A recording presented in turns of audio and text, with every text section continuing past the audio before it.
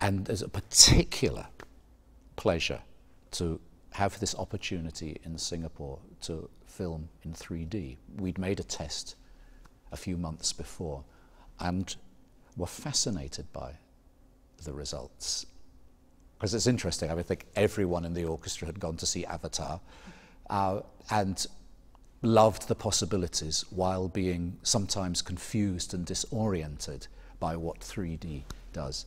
What's fascinating for all of us, even though we know it's right at the beginning, I mean, this is an experiment, let's not get it wrong, but there is not the same sense of disorientation that you have sometimes in films. You listen in a different way because you see in a different way. And it's the most intimately close I have seen anybody filming go to what it feels like to play. And why, none of us know. And of course there are the moments where the instruments pop out at you. But the most important thing is that you really do feel in the middle of the sound, and therefore you hear the sound in another way. That's what really fascinates me.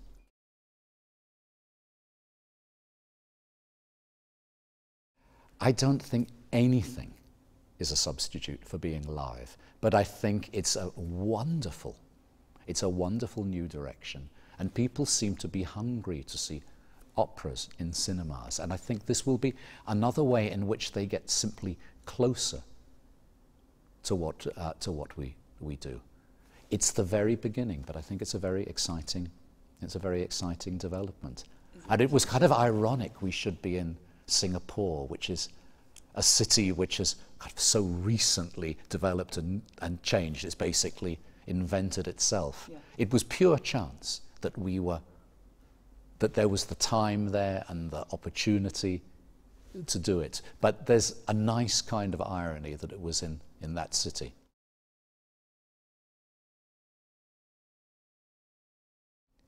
I think it's another colour for it. I think it's perfectly obvious that 3D is going to be part of all our lives a lot, and it will, even a film like Avatar will, I suppose, in 20 years seem crude, astonishing as though it seems now, but it will be something which is trailblazing.